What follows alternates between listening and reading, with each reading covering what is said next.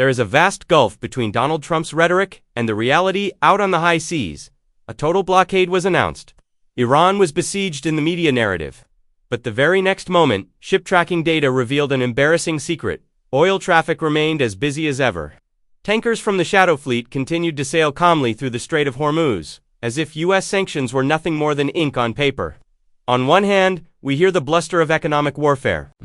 On the other, we see oil continuing to flow freely to China. So, is this the total failure of a major power, or part of a far more complex chess game? The answer is surprising, and we'll break it down now.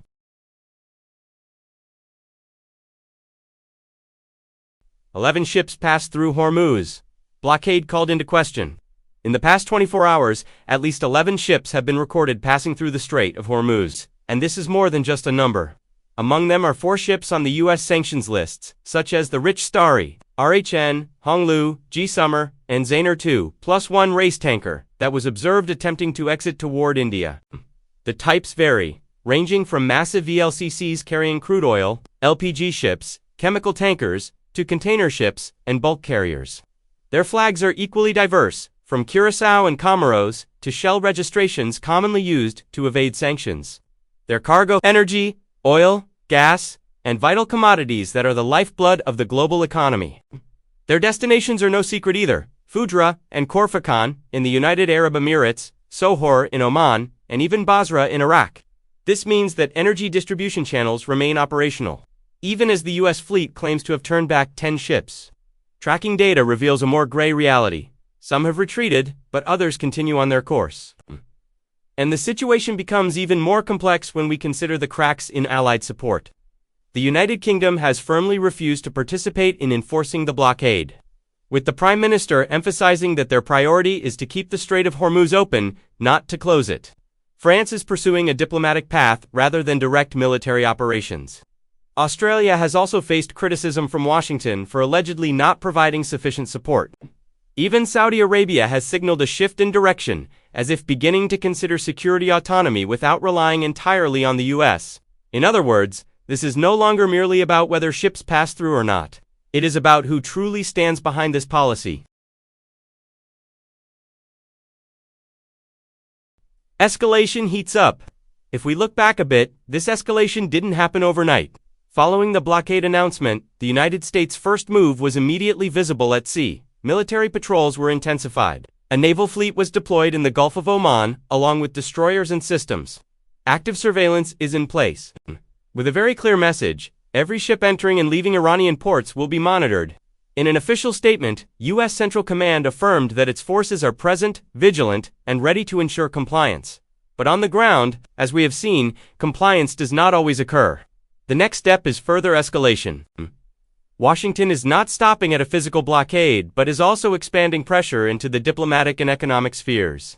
Sanctions are being tightened, financial channels are being narrowed, and a term has even emerged from U.S. officials themselves: the financial version of a military campaign.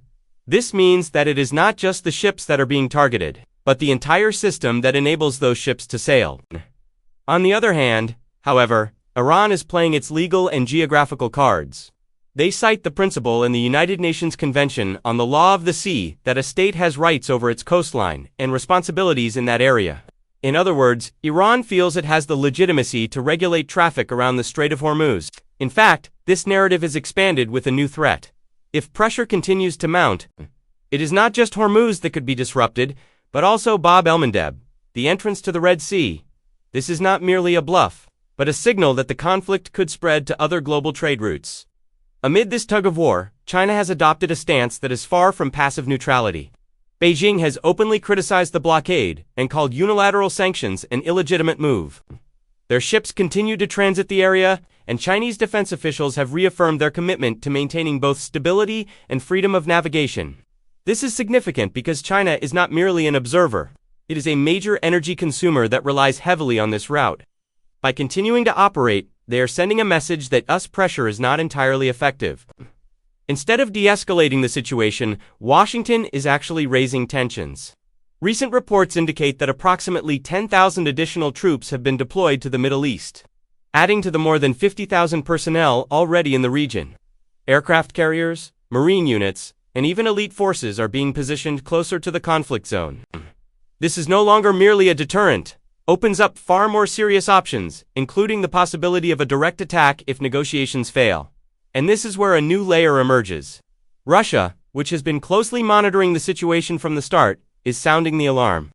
They warned that the ongoing peace talks could serve as a cover for preparations for a ground military operation by the US and Israel. In fact, some reports mention the movement of 2 aircraft carrier groups toward the Arabian Sea, coinciding with the end of the conflict's ceasefire, a timing that is too coincidental to ignore.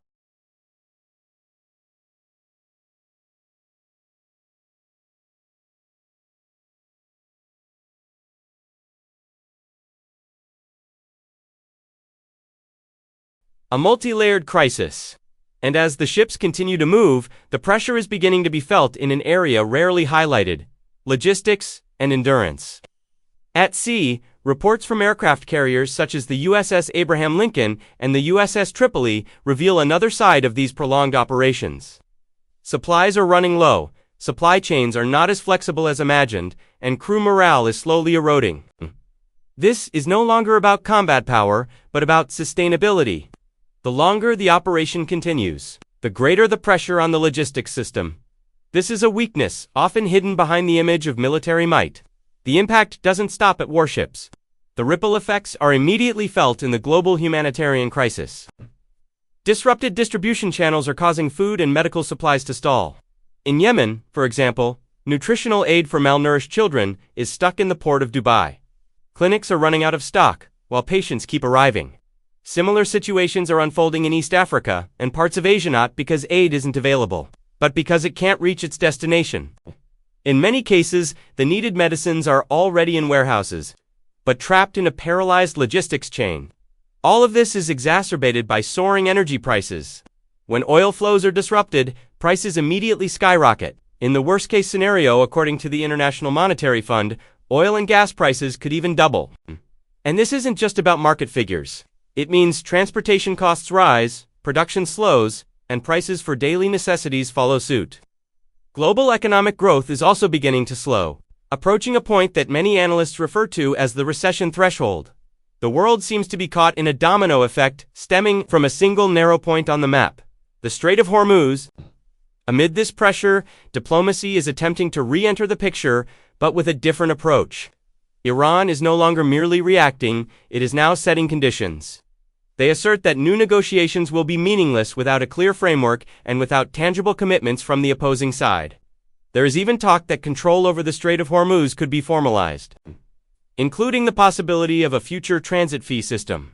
This shifts Iran's position from merely a party under pressure to an actor setting the rules of the game. So if we look at the current situation, this is not just a military crisis or a regional conflict. It is a multi-layered crisis. Logistics beginning to crack. A humanitarian crisis under pressure, a shaky global economy, and diplomacy operating under new terms. And once again, amidst all of that, those ships continue to pass through.